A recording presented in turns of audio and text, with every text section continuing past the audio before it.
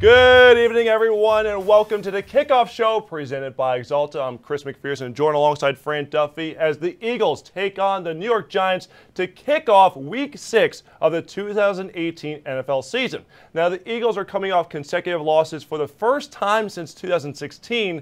The Giants, meanwhile, they're 1-4 and are in danger of missing the postseason for the 6th time in 7 seasons. But Fran, focusing on what the Eagles need to do to get back on track here, this is a high-octane offense that has yet to score more than 23 points, believe it or not, in a single game all season. Yeah, no question. And I think when you look at the last few games, all the pieces are starting to come back here. You see Alshon Jeffrey back in the mix, obviously Carson Wentz. They just haven't been able to get on the same page. They get drives going, and then they stall out. Little mistakes. The good news is, though, Chris, these are all fixable issues. You look at those pre-snap penalties, the drops, the turnovers in the red zone. Those are all things that you can get over as an offense. You hope it starts here tonight. All right, so Fran, let's get into our keys to the game, and I'm going to start with something that's very simple. Protect the ball. Okay, the Eagles at this point are -4 in the turnover differential. Just last week alone, the Eagles had a promising drive to start the second half against Minnesota, and then Jay Ajayi fumbled the ball at the Minnesota 5-yard line, and that killed that drive right then and there.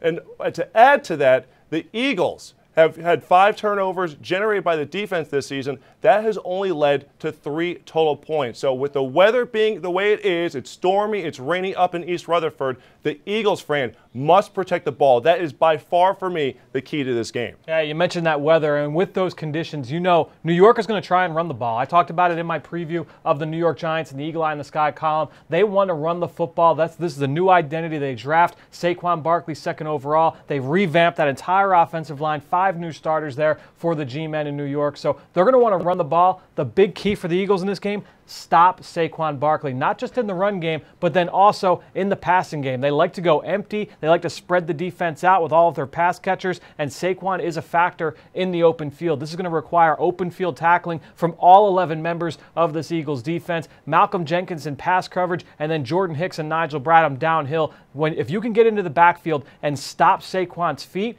that's where you've got him dead to rights. And he has shown throughout the course of this season that he gives up way too many negative runs. He tries to bust things outside. If the Eagles can get him hesitating in the backfield, that's a big win for this defense. All right, so let's get into the starting lineups for the Eagles, beginning on offense. Now, great news is that tackle Lane Johnson, he is active, dealing with an ankle injury. He wasn't on the injury report when the team left for East Rutherford yesterday, appeared on it this morning as questionable, went through a pregame workout, was good to go, so he will suit up and play. And this is an Eagles offense that's already had problems protecting Carson Wentz, so you don't want to add to that having your all-pro tackle out for this game. But Fran, when you look at this scheme, how important is the communication going to be because of what James Bettcher will throw at you with this 3-4 scheme? Yeah, no question. They're going to line up in a lot of different ways up front. You know, they've got 3-man lines, 4-man lines, and with the addition of Olivier Vernon to this defensive front there for New York, I think that you're going to have to really be executing at a very high level here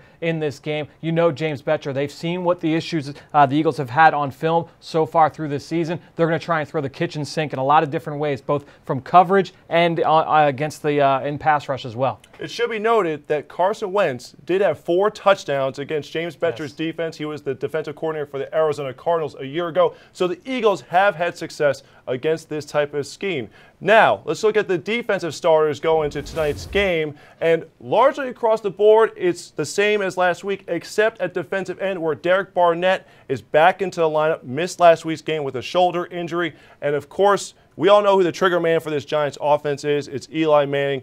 The key is going to be, can they get pressure on him, even though the MO for the Giants is to get rid of the ball as quickly as possible. Yeah, and that scheme before, over the last few years there, they were trying to get that ball out as quickly as possible. He is holding the ball a little bit longer, especially over the last couple of weeks, and I think if the Eagles can do some of the things that they did a week ago against Kirk Cousins, and that is try and mix some things up from a coverage and pressure standpoint, that can cause the quarterback to hold on to the football. I would look for that here in some key situations here tonight. It's interesting, Fran, because you mentioned the need to contain Saquon Barkley in this game, but when you talk about the weapons in the pass game, Barkley is right up there with Odell Beckham and Sterling Shepard. Note that tight end Evan Ingram is out for the G-men tonight. Yeah, they were really hoping that they were going to get him back in the lineup. That's a big loss for them. But, yeah, Saquon is number 2 in receptions for this offense. So, like I said earlier, they're going to try and move him around. But we know Odell Beckham is one of the best wide receivers in football. He's an outstanding route runner. He's got some of the best hands in football. He's an explosive threat, and they love him on those shallow crosses as well. Try and get the ball in his hands very quickly. So the Eagles defense, they're going to need to rally to the football. You're going to need short tackling, which has been a little bit of an issue over the course of this season. That's going to be something that's going to be really important here tonight.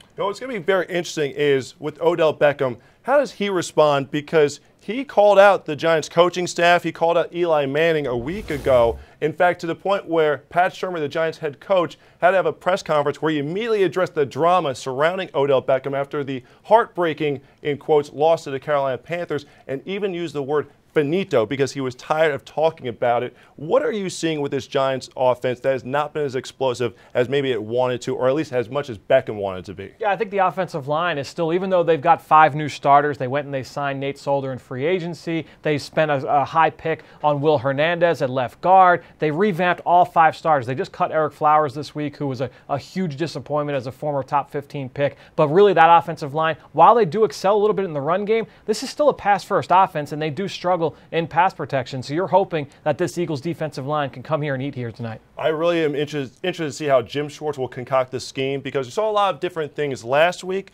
but in terms of getting pressure, knowing that Manning wants to get rid of the ball quickly, what can you do? Are you going to have the cornerbacks playing more press coverage? Are we going to see some of that tonight? Some different blitz looks to maybe kind of mix things up to try to confuse Eli. The thing is, Eli's been in the league long enough. He's seen pretty much everything at this point in his career. All right, so while we're staying dry here in the studio, that's not the case in East Rutherford. Let's send it over there to MetLife Stadium as Eagles insider Dave Spadaro and Amy Campbell are going to bring us the storylines to watch as well as some bold predictions. Dave, take it away. Well, Chris, there is rain in the forecast. I've got a drop right there and a drop right there, but we're in the post-game press conference area to keep it dry. We can't have our cameras out there, but there will be a steady rain, at least it looks like, to start the game. And we've got our storylines, and we've got our bold predictions. Amy, why don't you begin? I mean, to me, the biggest storyline here is that the Eagles need to start fast on offense, and specifically scoring a touchdown on that opening drive. They've only done it once in the 5 games they've played so far this season. They've been outscored 23-7 in the first quarter of the season and have kind of gotten it together in the second half, but have said multiple times that you can't overcome that deficit that they've created for themselves in the first half. Doug Peterson even said this week that historically, starting fast is what they've done well. That's given them that success. And so, to me, that's really the key for this team in this game here tonight. Yeah, and they did it so well last year, 105 points scored in the first quarter of games. Yeah. So my big thing I'm watching is defensive pressure on Eli. You've got to get up in his face. The man threw for 800 yards and was sacked 1 time against the Eagles in 2 games last year. So that's my big storyline. Now, how about you for a bold prediction? Bold prediction, I think, ties in nicely with yours. I'm going to predict that the Eagles win the turnover battle. Now, both of these teams are in the bottom of the league in turnover differential, so not great for either. But with the weather we've talked about out there and getting that pressure on Eli, I think there's going to be a lot of loose balls, whether that's tip passes, interceptions, fumbles, whatever it is. There's going to be a lot of loose balls, so I'm going to predict that the Eagles come out on top in that one. I'm going to tie into your storyline and tell you this. The Eagles, in an effort to get this offense going early, will try a little no-huddle, something they did against the Colts. Carson Wentz's first possession resulted in a touchdown. That one touchdown. That is the one touchdown in the first quarter for Carson Wentz and this Eagles offense this season. They did it with the no-huddle offense. I expect to see that early, and maybe from both teams in this game. Yeah. Well, you all good? Yeah, all good. Go out there and attack this rain? Back to you guys in the very dry. It's your line, Noble Care Complex. Thank you so much, Dave and Amy there. So Amy had a great point there, because you look at the 5 games for the Eagles so far this season, the defense has started out on the field in each of those contests, and only once did the defense force a 3-and-out, and that was the Colts game where the Eagles got the ball back and marched down the field. Carson Wentz's first drive of the entire season for him, and scored the touchdown. Now, when it comes to bold predictions, how does Dave have 2 already on the season here, okay? I was a little off on mine last week. I thought Carson Wentz would have a new career high in passing yards, but nonetheless, Dave, the insider, is leading the way. Fran, you've yet to get on the scoreboard here. What do you have in store to finally get off the schneid tonight? I just hope that my bold prediction lasts longer than my one last week did, where they gave up a sack on the very first possession. But I think when you look at this Eagles game against the New York Giants, my bold prediction will be the resurgence of the run game. Remember last year, it was Corey Clement's breakout game. It was his first career touchdown against the Giants in that win back in Week 3. I'm hoping that we see a similar kind of performance here tonight. Not just one touchdown from the run game. I'm calling for 2 touchdowns, 150 yards on the ground. Let's get things going here on the ground. Are you going for Corey Clement to have 150 and 2 alone? No, it's the run game total. I'm trying to coax a little more out of if here. Carson Let's Wentz make this bold. I mean, come on now. If Carson Wentz goes for 70 and 2 touchdowns, I'm taking it. A win is a win, especially in this case when you got to get that first one on the board. All right, my bold prediction, I'm going to kind of keep it to the run game as well, and it comes with Saquon Barkley, okay? He's had at least 100 yards from scrimmage in each of his first 5 NFL games. Well, the streak ends tonight. The Eagles will corral him, keep him under 100 yards, because to me, I can see Odell Beckham getting his yards. I can see him stretching the field a little bit, but the Eagles need to buckle down in the red zone. And the biggest thing is the Eagles have the #2 run defense in the entire league. They have to make sure that Barkley doesn't get going to open things up for this offense. So, okay, we've covered the key storylines. The players, we haven't yet gotten to players to watch, and that's going to come up now as we send it back to MetLife Stadium into the booth, the radio booth where the Eagles Hall of Fame duo is standing by, that of Merrill Reese and Mike Quick. Chris, it's a rainy night here at the Meadowlands, but the Eagles have to forget the weather and go out and play winning football. They need it after 2 straight losses.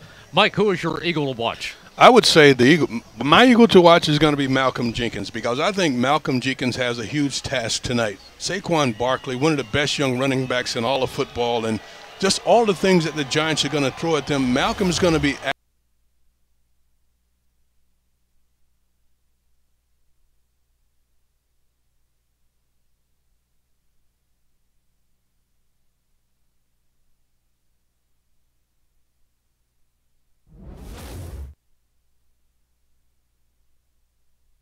Thank you so much, Merrill and Mike. Now let's go from 2 members of the Eagles Hall of Fame to a powerful voice in the Pro Football Hall of Fame, Andrea Kramer from Philadelphia, who will be doing the broadcast for Amazon Prime along with Hannah Storm this evening. And Andrea, to kick things off here, the Giants are 1-4, but thus far they have not looked like a typical one-win team. What are you seeing as you analyze this New York football squad? Well, the first thing, Chris, that comes to mind is their offensive line. I mean, for all intents and purposes, it is completely revamped from last year. They've got 3 players that weren't even on the Giants at all, and the only player on their offensive line that's starting right now is right tackle Chad Wheeler, and he appeared in 4 games last year. And, you know, I think that people, they think of what the Eagles do, for example, on their defensive line. They don't just rotate in 4, they rotate in 8. It is all about depth. The offensive line is completely the opposite. You want the continuity factor. For the Giants not to have that, that's really where their offense starts, because we're talking pass protection, we're talking run blocking. So much of what I'm going to be watching for is this Giants offensive line that's very, very much in flux and learning how to work together against arguably the strength of the Eagles defense, which is that powerful, versatile defensive line. Andrea, what is the sense that you've gotten from this Giants locker room in terms of just their mindset going into this game? Obviously, a lot going on behind the scenes and a lot of drama with, Odell Beckham and Eli Manning, Pat Shurmur in his post-game press conference last week. What do you think the mindset is of this team going into this matchup here on the short week? Well, we got a chance to speak to a number of Giants players and coaches yesterday in our preparation process, Hannah and I, for the Amazon broadcast. And look, they can give Odell Beckham the kind of contract that they did, making him the highest paid wide receiver in the NFL. But it's an old cliche, but the leopard doesn't really change his stripes. He's going to be the same person. He's just going to be a little bit much more highly compensated. And Pat Shurmur, you guys have to remember him, from all his years in Philadelphia. He's a great, steady presence. He's a very forceful voice in there.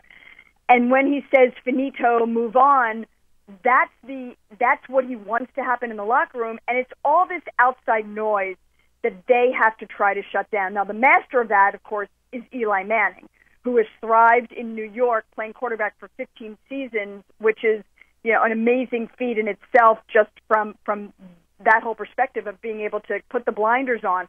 But listen, right now, the thing in the Giants locker room is sort of shut up and play for everybody.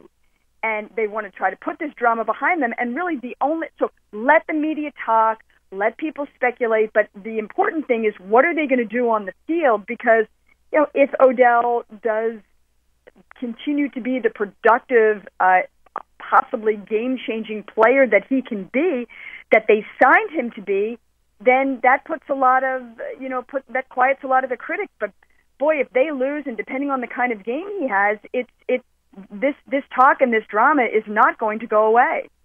Andrea, thank you so much. And once again, you can listen and watch the Amazon Prime broadcast featuring Andrew Kramer and Hannah Storm on Amazon Prime tonight. Now, coming up here on the Kickoff Show presented by Axalta, our Molly Sullivan goes one-on-one with the hero of the first Eagles-Giants game a year ago, Jake Elliott. However, if you are watching us on Facebook or Twitter, you need to come on over to PhiladelphiaEagles.com or the app to watch the rest of the show. We'll give you a few minutes to get situated.